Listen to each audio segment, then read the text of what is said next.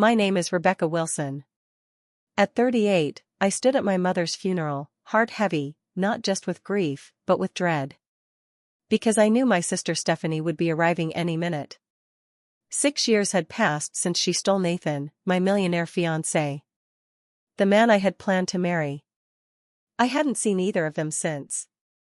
And when they finally walked in, Stephanie on his arm, flashing her oversized diamond ring, wearing that smug little smile. I felt something unexpected. Calm. Because she had no idea who was waiting to meet her. Before I tell you how her face turned the color of chalk the moment she saw who I married. Let me know where you're watching from, and hit subscribe to follow my journey. My mother, Eleanor, was the heart of our family. We grew up in a modest home outside Boston, where she taught me about resilience, kindness, and grace. We shared a bond that only grew stronger with time. Even after I moved into my own apartment downtown and built a thriving career as a marketing executive, we spoke nearly every day. She was my rock, my advisor, my cheerleader, my soft place to land. When she was diagnosed with stage 4 pancreatic cancer 8 months ago, I felt the ground shift beneath me. The treatments were aggressive. But we knew what was coming. And still, she met it all with quiet dignity, more concerned for us than herself. In her final weeks, surrounded by family in the home she loved, she slipped away gently, holding my hand. Her last request to me. Find peace in your life. 6 years earlier, at 32, my life looked perfect on paper. I had the job, the apartment, the social circle. But something was missing. I worked 60-hour weeks, dated now and then, but nothing ever stuck. Until I met Nathan Reynolds. We crossed paths at a charity gala through my college friend, Allison. Nathan was polished, confident, charismatic. A self-made tech millionaire at 36 with the kind of story Forbes loves to tell. Our connection was immediate. We shared a love of art, travel, and big, bold ambitions. After our first date, an upscale restaurant overlooking the harbor, I called my mother and told her, I think this one's different. Things moved quickly. Weekend getaways to Martha's Vineyard, box seats at the Symphony, and quiet dinners where we talked about the future. Nathan was thoughtful, generous. After 18 months, during a private dinner aboard a yacht in Boston Harbor, he proposed. A 5-carat diamond ring. I said yes without a moment's hesitation. My parents were thrilled. Especially my mother, who immediately began planning the dream wedding she never had for herself. And then, there was Stephanie. 2 years younger, my sister and I had always had a complex relationship. As kids, we were close, but always competing. She wanted whatever I had, clothes, friends, attention. If I succeeded, she had to outdo me. Still, I chose her as my maid of honor. Mom said it would bring us closer. And I wanted to believe we'd outgrown the rivalry. The first time she met Nathan, at a family dinner, she gushed over him. Complimented him a little too much. Laughed a little too loudly. Her hand lingered on his arm just a little too long. I brushed it off. That's just Stephanie. Charming, flirty, harmless. At our engagement party, held at our parents' colonial home, she helped Mom hang fairy lights and arrange the flowers. All smiles. All helpful. But more than once, I caught her watching Nathan from across the yard. When our eyes met, she raised her glass and smiled. A little too sweetly. That night, as the last guests were leaving, Mom pulled me aside in the kitchen. Rebecca, honey. I couldn't help but notice. Stephanie seems rather taken with Nathan, she said, stacking leftover appetizers into containers. She's just being friendly, Mom, I said, rinsing champagne flutes in the sink. Besides, she's dating Brian, the pharmaceutical guy. Mom nodded, unconvinced. Just, be careful, sweetheart. You know how Stephanie can get when you have something she admires. I kissed her cheek and laughed it off. We're adults now, Mom. Stephanie's happy for me. I'm sure of it. How wrong I was. How devastatingly wrong. 3 months before the wedding, I started noticing the shift. He started working later. Texting at strange hours, always with the excuse of international clients. Our Friday date nights, once sacred, were now often postponed for emergency meetings. When we were together, his mind clearly wasn't. He'd scroll through his phone, nodding absently while I talked, offering half-hearted replies. Then came the subtle jabs. He used to love my laugh, now it was too loud in public. My favorite blue dress? The one he once called stunning? Suddenly it washed me out. Even my nighttime reading, which he used to say was adorable, now became a complaint. The light was too bright and kept him up. At the same time, Stephanie started calling more often. Always cheerful, always helpful, asking about color schemes, venues, vendors. "I just want everything to be perfect for my big sister," she'd say. Even though Mom was handling most of the planning, Stephanie volunteered to attend vendor meetings I couldn't make because of work. At the time, I appreciated it. I was busy. I trusted her. Then came the Thursday night dinner. Nathan had made reservations at a chic Italian place downtown. It was supposed to be a date night. A reset. But from the moment we sat down, he barely made eye contact. I told him about a pitch I'd just landed at work. He gave a one-word response. When his phone buzzed for the 5th time, I finally snapped. "Is there something more important happening somewhere else?" I asked, trying to keep it light, though my irritation was leaking through. "Sorry. Just work stuff," he muttered, flipping his phone face down. You know how crazy it gets before a product launch. Later that week, while doing laundry, I noticed a strange perfume on his collar. Not my scent, this was floral, strong, expensive. When I asked about it, he said he'd been meeting all day with a potential investor, Rebecca Mills. Apparently, she wore overpowering perfume and hugged him goodbye. It was a smooth explanation. Too smooth. And I wanted to believe him. Over coffee the next morning, I confided in my best friend, Allison. She gave me the usual reassurance. "Every couple gets a little rocky before the wedding," she said, stirring her latte. "Parker and I fought nonstop before ours. And we've been married 5 years now." But the knot in my stomach only tightened. Mom noticed it too. During our weekly lunch, she reached across the table. "You seem distracted, sweetheart. Wedding stress? Or is it something else?" I forced a smile. "Just busy with the final details. Everything's fine." But nothing felt fine. I started putting in more effort.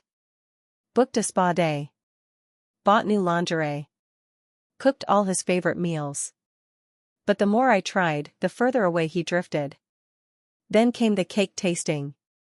Nathan had been excited about it for weeks. But that morning, he called to cancel, something about a last-minute investor meeting. "Stephanie can go with you," he offered. "She knows what I like." The words hit me hard.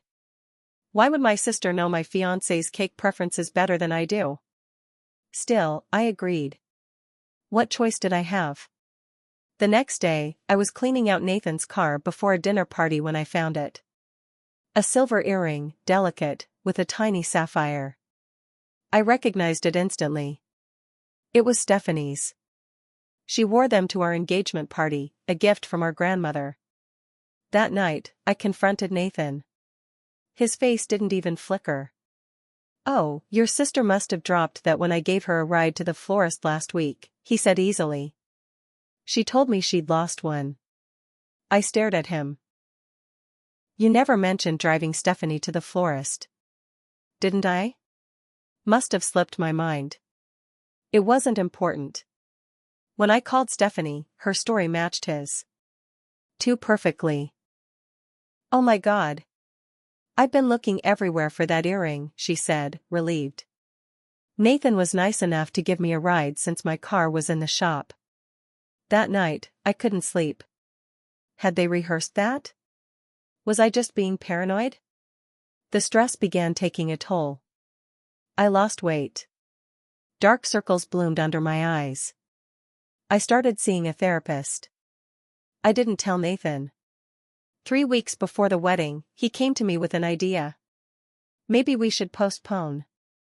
I'm worried about you, Rebecca. You haven't been yourself lately. Maybe we're rushing things. I broke. I begged him to tell me what was wrong. What I'd done. How I could fix it. He held me. Told me everything was fine. But his eyes said otherwise, blank, distant. That night, I woke at 3 a.m. Nathan wasn't in bed. From the hallway, I heard a voice, his voice, whispering from the guest bedroom. Not now. She'll hear us. I know. I know. Soon. I promise. The next day, I decided to surprise him with lunch at work. Maybe I was wrong. Maybe I needed to try harder. Just as I was walking out the door, my father called. Rebecca, are you eating at all? Your mother says you've lost too much weight. We're worried. I'm fine, Dad. Just pre-wedding nerves. I'm actually about to bring Nathan lunch. Good. That boy better be treating my daughter like a queen. If only he knew. When I arrived at Nathan's office, the security guard smiled and waved me in. He knew me well by then. In the elevator to the 12th floor, I checked my reflection in the mirrored wall. Smoothing the worry lines between my brows. Trying to look like someone whose life wasn't quietly falling apart. The lunch bag in my hand held Nathan's favorite sandwich from the deli across from my office. I thought it would be a nice surprise. When I reached his building and stepped into the reception area, Margot, Nathan's assistant, looked up from her desk. Her eyes widened slightly. Rebecca, we weren't expecting you today. Her glance flicked nervously toward Nathan's closed office door, then back to me. He's in a meeting right now. That's okay, I said, holding up the lunch bag with a smile. I just brought him lunch. I can wait. She stood abruptly, subtly positioning herself between me and the office. Actually, he specifically asked not to be disturbed. Her voice wavered. Maybe I could let him know you're here? That hesitation, that slight tremble, was all I needed to know. Something wasn't right. Is he alone in there, Margot? She didn't answer. She didn't have to. I walked past her before she could stop me and opened Nathan's office door. And what I saw will haunt me for the rest of my life. Nathan, leaning against his desk, his hands on my sister's waist. Stephanie, arms wrapped around his neck. Their lips locked in a kiss so intimate, so familiar, it shattered something deep inside me. They didn't even notice me at first. I had several long, agonizing seconds to take it all in. Stephanie's skirt hitched up. Nathan's loosened tie. The way their bodies fit together like they'd done this 100 times before. Then the door clicked shut behind me. They jumped apart. 3 faces, frozen in a moment I'll never forget. Rebecca. Nathan was the first to recover, straightening his tie. This isn't what it looks like. Stephanie didn't even try that lie. She simply lifted her chin. We didn't plan this. It just happened. But I was calm. Too calm. How long? I asked. Nathan looked at Stephanie, then back at me. Rebecca, let's talk about this privately. How long? I repeated, my voice steady. It was Stephanie who answered. Since the engagement party. Months. Almost half our engagement.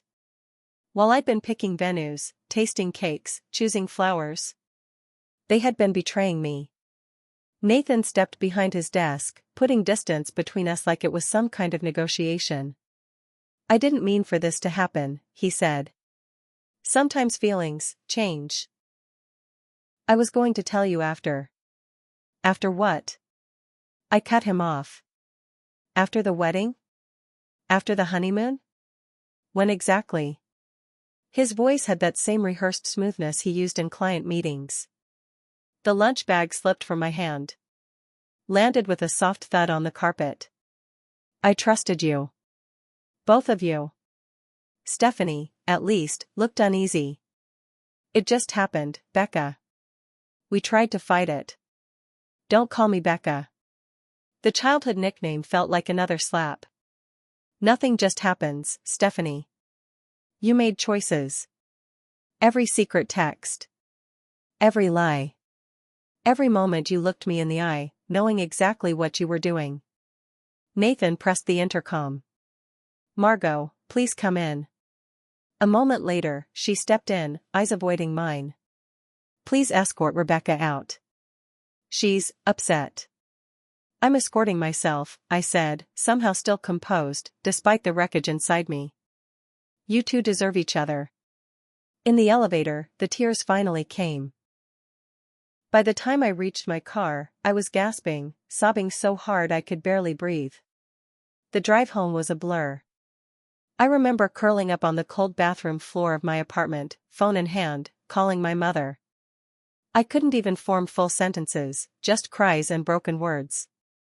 She and my father arrived within the hour, using the emergency key to let themselves in when I couldn't unlock the door. My mother wrapped me in her arms while I tried to explain. My father paced the living room, his fists clenched. I'll kill him, he muttered, hand over his heart. Thomas, your blood pressure, my mother warned, though her own expression was seething. The days that followed were a haze of pain. My mother helped me call vendors and cancel everything. My father handled the finances. When I returned Nathan's engagement ring, I couldn't bear to see him. I left it with the doorman. Stephanie had already moved in. Her clothes filled his closet. Our family photos were now arranged neatly on the shelves that used to hold mine. Nathan later sent a polite, clinical email about dividing our shared assets. Stephanie, he said, had helped catalog what I'd left behind. The betrayal ran deeper than I'd realized. Mutual friends told me they'd been meeting whenever I traveled or worked late. That Stephanie had pursued him, sending flirty texts and accidentally running into him. Some friends were loyal. Others weren't. A few admitted they'd noticed the chemistry but didn't want to get involved. That hurt almost as much. My mother became my anchor. She brought food I couldn't eat. Sat through my rants and tears. Slept on my couch when the nights felt too long. She tried to bring us back together, hosting family dinners with both of us present. But it always ended in silence or tension. At one dinner, when I refused to pass Stephanie the salt, she snapped. You always got everything first, Rebecca. The grades. The job. The apartment. For once, I got something before you did. I stared at her, shaking. My fiancé wasn't a trophy, Stephanie. He was the man I loved. The man I trusted. My mother put her fork down, firm. Stephanie Marie Thompson. Apologize to your sister. Right now. For what? For being honest? Stephanie sneered. Nathan chose me. He loves me now. I stood, napkin tossed onto my plate. I can't do this anymore, Mom. I'm sorry. That was the last dinner I ever attended with Stephanie in the room. Soon after, my father's health began to decline. The stress from watching his daughters at war was too much. Adjusting my medication meant more doctor visits, more side effects, more exhaustion. My mother aged before my eyes, months seemed like years. The lines around her eyes deepened as she tried desperately to hold our fractured family together. 6 months after discovering Nathan and Stephanie's betrayal, I hit rock bottom. My therapist diagnosed me with clinical depression and recommended medication. Work began to suffer. Focusing became nearly impossible, and after a disastrous presentation where I broke down mid-sentence, we lost a major client. My boss gently suggested a leave of absence. But I knew staying in Boston, where every coffee shop, park bench, and street corner held a memory, would only make things worse. When I saw a job posting for a marketing director role in our Chicago office, I applied immediately. The interview went surprisingly well, maybe my desperation came across as passion. 2 weeks later, I got the offer. My mother helped me pack. She wrapped framed photos and childhood mementos in tissue paper, while we sorted my belongings into piles: keep, donate, let go. As she sealed a box shut with packing tape, she finally asked the question that had been sitting in the room with us for weeks. Do you think you'll ever forgive Stephanie? I kept folding sweaters. Didn't look up. I don't know, Mom. Not now. Maybe not ever. Forgiveness isn't about them deserving it, she said softly. It's about freeing yourself. I am freeing myself, I replied. I'm moving to Chicago. She sat beside me on the bed, took my hands in hers. Running away isn't the same as healing, sweetheart. Tears welled in my eyes. I need space. To even begin to heal. Can you understand that? She nodded, pulling me into a tight hug. Promise me you'll call. Promise you won't shut us out. I promise. Saying goodbye to my parents was harder than I expected. My father hugged me longer than usual, his voice rough with emotion. You show them, kiddo. Build a life so good, they'll choke on their regret. Chicago was lonely at first. My studio apartment felt cold and impersonal. I worked long hours just to avoid going home. Dinner was usually takeout at my desk. Nights ended in exhaustion. Then came the call that twisted the knife. It was a Sunday morning. Mom's voice was cautious. Rebecca. I think you should hear this from me, not from social media. Stephanie and Nathan got married yesterday. A small civil ceremony. Despite its simplicity, Boston Magazine's Society page had covered it, Nathan's business connections ensuring they were featured. The photo showed them beaming outside the courthouse. Stephanie in a plain white dress. My former engagement ring sparkling on her finger. That night, I drank an entire bottle of wine alone. Scrolled through old photos of Nathan and me. Cried until my eyes swelled shut. I called in sick the next day. I couldn't face the world. But somewhere, in those quiet, grief-soaked hours, something shifted. As the morning light crept through my blinds, I made a decision. That would be the last day I allowed them to have power over my happiness. I deleted every photo of Nathan from my phone. Blocked both him and Stephanie on social media. Took a long shower, imagining my pain washing away with the steam and water. At work, I poured myself into projects. My boss noticed the change, assigned me to bigger accounts. I developed a reputation, creative, driven, reliable. It felt good to be seen for something other than heartbreak. Madison Reynolds, our HR director, became my first real Chicago friend.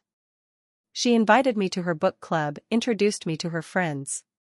Slowly, I built a circle of smart, funny, supportive women. Madison kept trying to set me up. I turned down every offer. The idea of dating again, of being vulnerable, terrified me. Months later, I was sent to a tech conference in San Francisco to represent our company. On the second night, I found myself seated beside Zachary Foster at a client dinner. He was a tech investor, newly relocated from Seattle. Zachary was nothing like Nathan. Where Nathan had been flashy and magnetic, Zachary was calm and sincere. He didn't demand attention. He earned it. He spoke about his work with quiet passion, asking thoughtful questions. I gave him my card, expecting nothing. The next morning, he emailed. Asked if I'd like to continue our conversation over coffee before the next session. Over the next 3 months, Zachary and I kept in touch professionally. He referred clients to my agency, I introduced him to my Chicago network. Madison noticed our regular lunches and raised an eyebrow. He likes you, Rebecca. And not just professionally. We're just colleagues. Colleagues don't look at each other the way he looks at you. Eventually, Zachary asked me to dinner, no clients, no pretense. I nearly canceled twice before forcing myself to go. 20 minutes into the date, while we were discussing our favorite novels, I had a full-blown panic attack. My hands were trembling. Breathing became difficult, and tears filled my eyes. But instead of looking uncomfortable or backing away, Zachary quietly moved to sit beside me. He spoke in calm, reassuring tones until my breathing began to steady. No judgment. No questions. Just presence. He drove me home that night without pressing for explanations. No awkward silences, only a quiet understanding. The next morning, flowers arrived at my office. A simple note was tucked inside. No pressure. No expectations. Just hoping you're feeling better. Zachary. That evening, I picked up the phone and called him. And for the first time, I told someone everything. About Nathan. About Stephanie. About the betrayal that had shattered my trust. Zachary listened without a single interruption. When I finished, he took a breath and shared his own story. A marriage that ended when his wife left him, for his business partner. Half their joint company lost in the divorce. Broken trust leaves scars, he said. Anyone worth your time will understand that healing isn't linear. Over the next few months, Zachary and I built something rare. A friendship first. He never rushed me. Never pushed for more than I could give. He simply showed up. Steady. Consistent. Safe.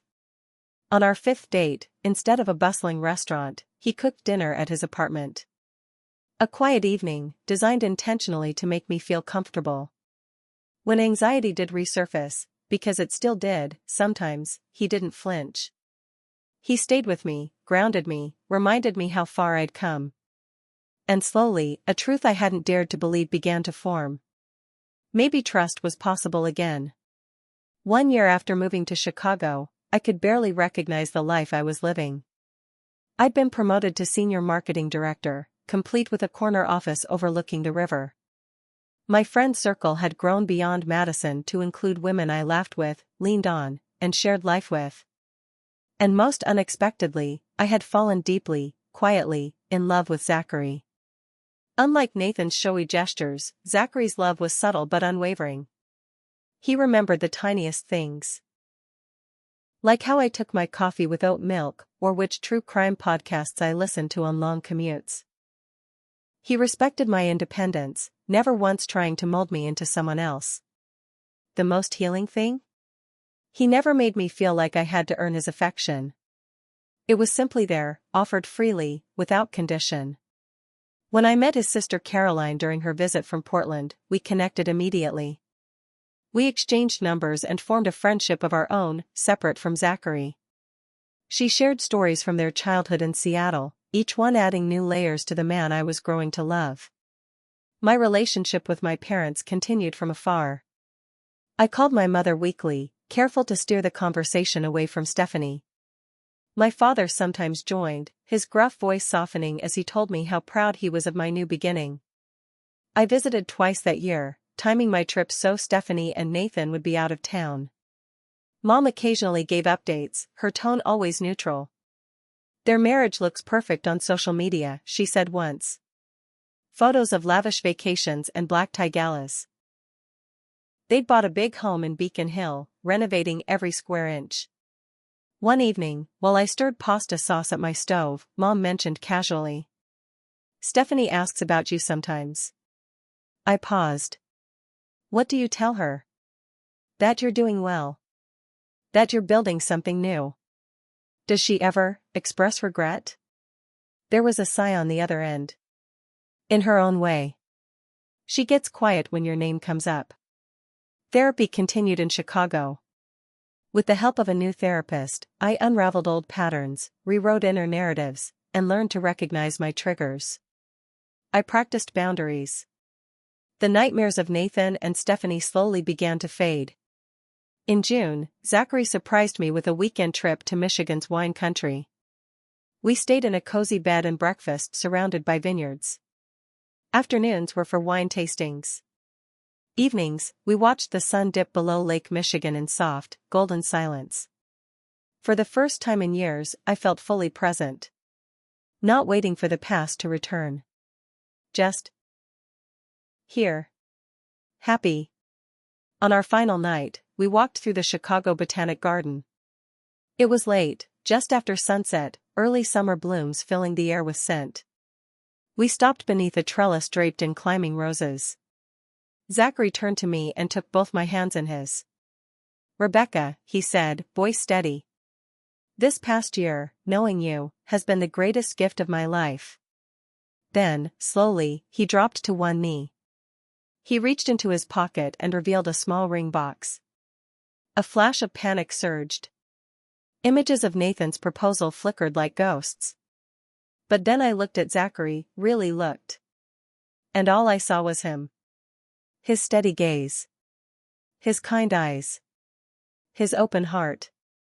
"I'm not asking for an answer today," he said gently, sensing my hesitation. "I just want you to know, whenever you're ready, whether that's tomorrow or next year, I'll be here." And in that moment, I finally believed him. Tears welled in my eyes, not from fear or doubt, but something deeper. "Yes," I whispered. "I'm ready now."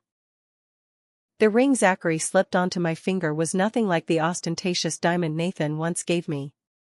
It was a simple emerald, flanked by two small diamonds, elegant and understated. Just like our love. That night, I called my parents with the news. My mother cried happy tears.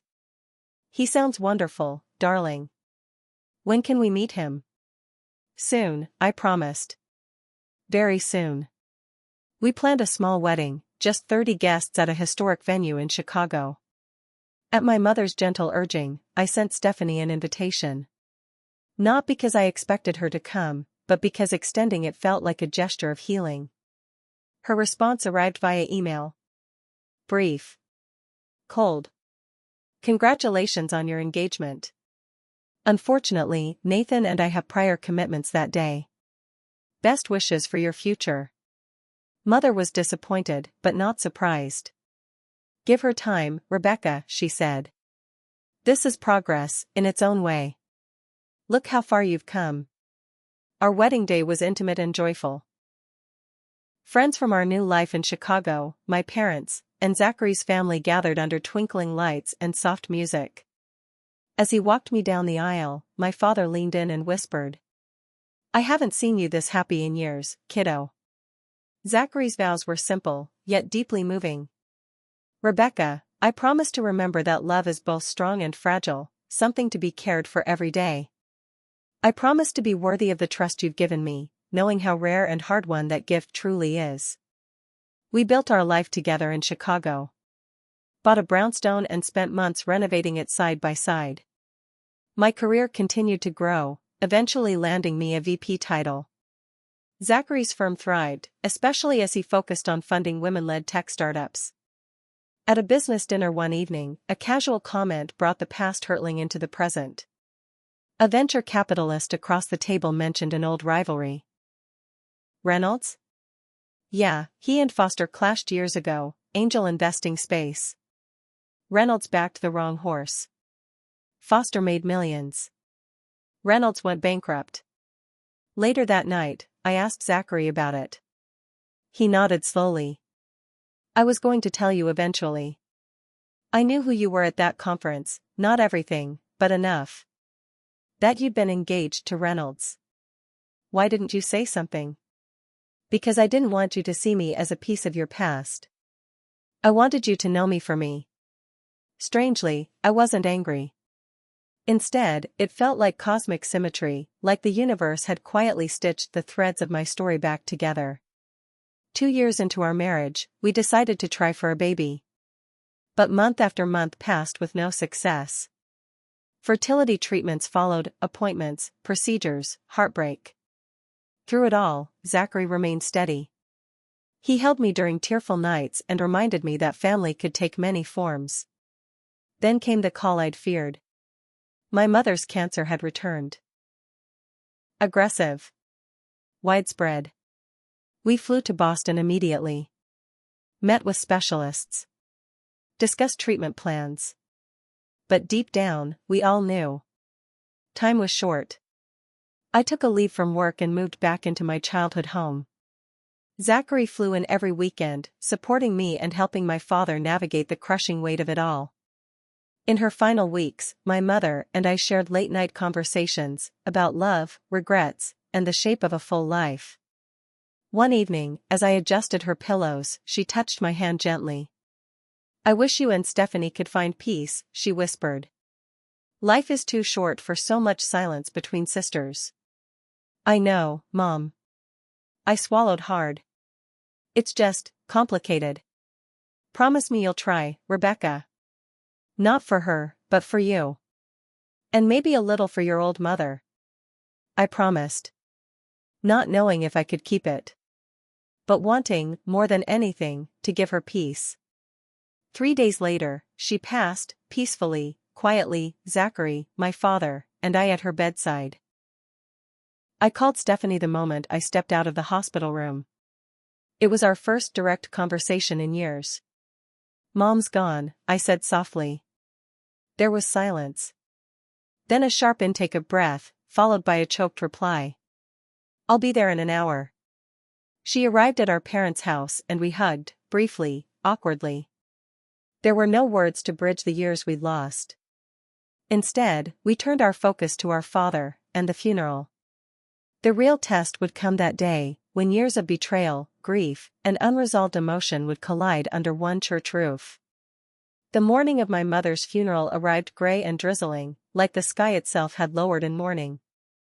I stood in front of the mirror in my childhood bedroom, adjusting the collar of my black dress, trying to steady my breath. Then I felt Zachary's hand rest gently on my back. "You don't have to do this alone," he said. He looked so handsome in his dark suit, placing his hands gently on my shoulders. "I'm right beside you today," he said, meeting my eyes in the mirror. "Whatever happens downstairs." In the kitchen, my father sat at the table, staring blankly into a cup of untouched coffee. The past week had hollowed him out. At 72, his tall frame seemed to have collapsed inward, grief weighing heavily on his shoulders. I approached quietly. "Ready, Dad?" I asked, resting a hand on his arm. He nodded slowly and rose. "Eleanor always used to say, funerals aren't for the dead. They're for the living." I never understood that, until now. The funeral home was already filling with extended family and old friends by the time we arrived. I stayed close to my father, greeting people with mechanical smiles and nodding at condolences from faces I barely recognized. Cousins from California. My mother's college roommate. Neighbors who had lived down the street for decades. "You look just like Eleanor at your age," my great-aunt Patricia said, patting my cheek. "She would be proud of the woman you'd become." "How have you been, dear?" asked Judith, one of my mother's closest friends. "Eleanor mentioned you'd moved away." "Chicago, was it?" "Yes. Almost 5 years now," I replied. I didn't add why. As I guided my father to the front row, Zachary moved to his other side, steady and calm. Then, a ripple of murmur swept through the room. I turned. Stephanie and Nathan had arrived. All eyes shifted. Whispers began. Stephanie wore a fitted black dress that likely cost more than most of the outfits in the room combined. Her diamond earrings sparkled as she walked, her posture poised and practiced. Nathan, by contrast, looked deeply uncomfortable despite his perfectly tailored suit, his arm wrapped tightly around her waist. Her left hand rested just so atop her purse, the massive diamond engagement ring and matching wedding band impossible to miss. Beside me, my father stiffened. "Thomas, breathe," I whispered, worried about his heart. They took their time, speaking with guests as they made their way forward. I kept my gaze fixed on the framed portrait of my mother, her smile radiant beside the closed casket. It calmed me, somehow. Eventually, they reached us. Stephanie leaned in to hug our father. He accepted the embrace stiffly. Nathan extended his hand. My father gave him only a curt nod. Then Stephanie turned to me, her expression unreadable. "Rebecca," she said, her voice low. "It's been a long time." "Yes," I replied simply, unwilling to give her more than that. Nathan nodded. Sorry for your loss. Zachary had stepped away to speak with the funeral director, leaving me momentarily alone with them. Stephanie seized the opportunity.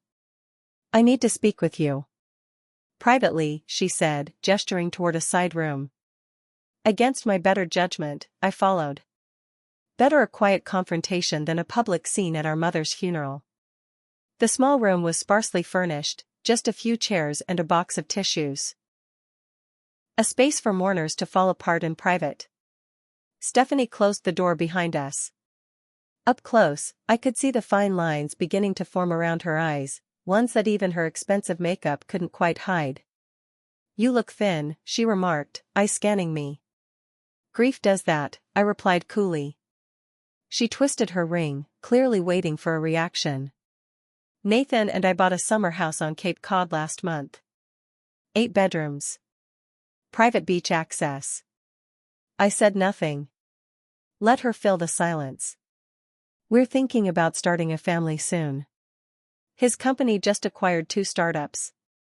We're renovating the 3rd floor for a nursery. Congratulations, I said flatly. Is there something specific you wanted to discuss? Perhaps about the funeral arrangements? Her smile sharpened, turning cruel. I just thought you'd want to know how well we're doing. Poor you, still alone at 38. I got the man, the money, and the mansion. 6 years ago, her words would have shattered me. Today, they sounded hollow. Small. I smiled, genuinely this time. Have you met my husband yet? She blinked. Husband? I opened the door. Zachary, I called softly. He appeared just outside, as if he'd been waiting. He stepped into the room. Stephanie's face went pale. And then, Nathan followed behind him. He froze the moment he saw Zachary. Foster, Nathan said, voice catching. Zachary raised an eyebrow. Reynolds. In that instant, everything shifted. Stephanie's smug smile faded. Nathan's confidence cracked wide open. And I felt nothing but calm. Zachary's voice was calm, professional, but unmistakably cool.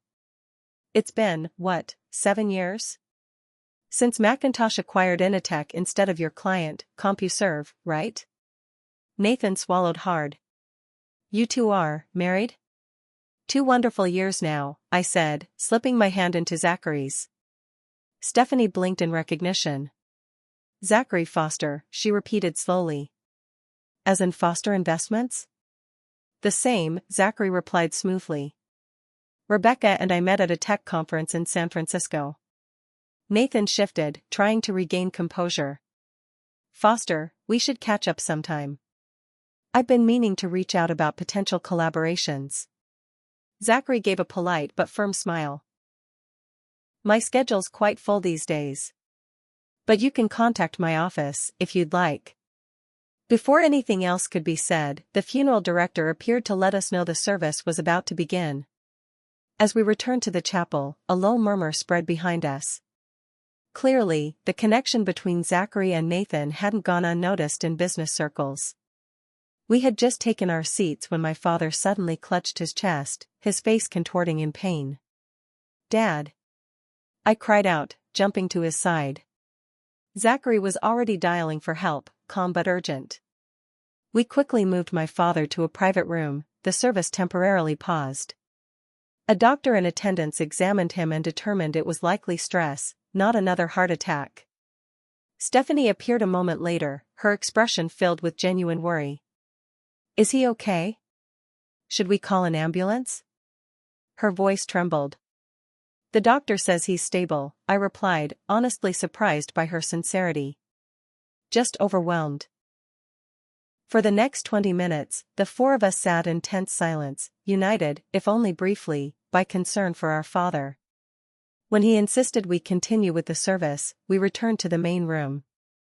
That moment of crisis had created an unexpected, fragile truce. The funeral itself was both beautiful and devastating. I delivered the eulogy, speaking of my mother's quiet strength, her endless love, and the way she held our family together. Then Stephanie rose to speak. She only got a few sentences in before her voice cracked, tears spilling as she faltered. Without hesitation, I stood and walked to her side. I placed a gentle hand on her back. "It's okay," I whispered. "Take your time." She looked at me, truly looked at me, for the first time in years. Then she took a shaky breath and continued, sharing stories from our childhood that brought both laughter and tears from the room. At the cemetery, rain fell in a soft, steady mist as we laid Mother to rest. Nathan stood apart from the group, checking his watch every few minutes. But Stephanie remained at our father's side, no trace of her earlier bravado left, just quiet, unguarded grief. The reception back at my parents' house was crowded. Friends and neighbors brought casseroles, shared memories, and offered support. Nathan drank too much. His discomfort was obvious, especially as several of Zachary's colleagues struck up conversations, animated and confident. I overheard murmurs, fragments about Nathan's company struggling with recent acquisitions. I wondered then if Stephanie's earlier boasting had been a mask for deeper cracks in their perfect facade. Still, I kept my focus on what mattered, supporting my father, honoring my mother, and maintaining the grace she would have expected. As the crowd thinned, I caught Stephanie watching me from across the room. Her expression was unreadable, but it seemed softer, somehow. Less certain. Less cold. The next morning, Zachary packed for a board meeting back in Chicago. "Are you sure you'll be okay if I go?" he asked, zipping his overnight bag. "I can reschedule." "It's fine," I assured him. "Dad needs help sorting through Mom's things. I should stay a few more days." After seeing him off at the airport, I returned to the house to find my father sitting in the garden, a photo album open on his lap. "She labeled everything," he murmured, pointing to the neat handwriting beneath each picture. "Said someday we'd appreciate knowing who was who." That afternoon, I began the slow, painful process of sorting through my mother's closet. Each dress told a story. The soft blue one she wore to my college graduation. The floral print from our Sunday brunches. The elegant gray she'd picked out for my engagement party to Nathan. I spoke to her aloud as I worked, telling her about my life in Chicago. About Zachary. About the happiness I'd finally found. In her bedside drawer, I discovered a journal, bound in worn, soft leather. Inside were entries she had written over the past decade. Many mentioned Stephanie and me, her hopes for our reconciliation, her heartbreak over the rift that had split us apart. The final entry, dated just 2 weeks before her death, read: "My greatest regret is leaving with my girls still estranged. Eleanor always fixed things. But I couldn't fix this. All I could do was pray that somehow, someday, they'd find their way back to each other." The doorbell rang just as I wiped away fresh tears. Through the front window, I saw Stephanie standing alone on the porch. No sign of Nathan's car in the driveway. My father had gone to his brother's for dinner, leaving me to face my sister alone. I opened the door, unsure what to expect. "Hi," she said softly. "Can I come in?" In the kitchen, I made coffee while Stephanie sat silently at the table. She looked different without Nathan beside her. Smaller, somehow. Less polished. Less rehearsed. "Where's Nathan?" I finally asked, placing a mug in front of her. "At home. He doesn't know I'm here." She wrapped her hands around the mug but didn't take a sip. I told him I needed space. After the funeral. Silence stretched between us. Thick with years of words unsaid. Finally, she spoke. "I'm sorry about yesterday," she said quietly. "What I said in that room at the funeral home, it was cruel. Inappropriate. I had no right." I nodded, acknowledging the apology, though not yet accepting it. "I saw Mom's journal," she continued. "Dad showed it to me last night. Her last wish was for us to reconcile." "I found it too," I said. "But reconciliation takes more than just showing up, Stephanie. It takes honesty." She looked up at me then, her eyes filling with tears. "You want honesty? Then here it is. I'm miserable, Rebecca. I've been miserable for a long time. And then the dam broke. Words poured out, shaky and raw. Nathan had changed shortly after the wedding, becoming controlling, critical. His business, she confessed, had been in trouble for years. Each flashy acquisition was just another desperate attempt to keep things afloat. The houses. The cars. The vacations? All built on debt. Our marriage, she said, voice cracking, is a performance. A brand we maintain to keep up appearances. He monitors my spending. Checks my phone. Questions everything I do. The Nathan you once loved? He doesn't exist anymore. Maybe he never did. I swallowed hard. Then why stay? Her answer came without hesitation. Shame. How could I admit what I'd done, she said, voice barely above a whisper. I destroyed our family, for what turned out to be a mirage. And there's the prenup. If I leave, I get nothing. I reached for Mom's journal and gently pushed it across the table. Read the rest, I said. Stephanie opened it. And as her eyes moved over the pages, fresh tears streamed down her face. She looked up, face raw and open. She knew, she said. She saw through everything. She always did, I replied quietly. Stephanie took a trembling breath. I've hated myself for years, she whispered. Every time Mom mentioned you, every accomplishment she shared. I felt it.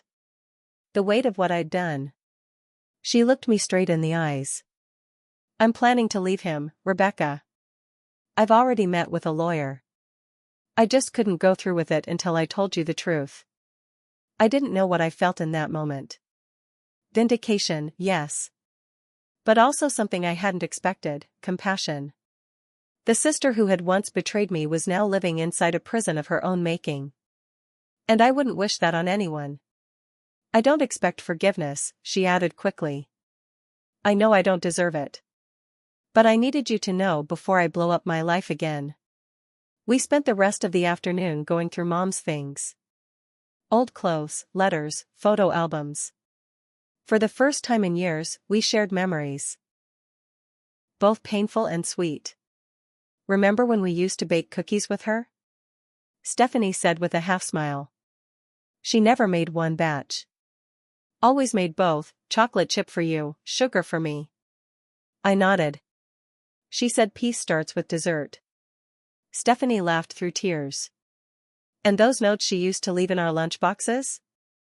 Different messages every single day. Never repeated once. Yeah, I said softly.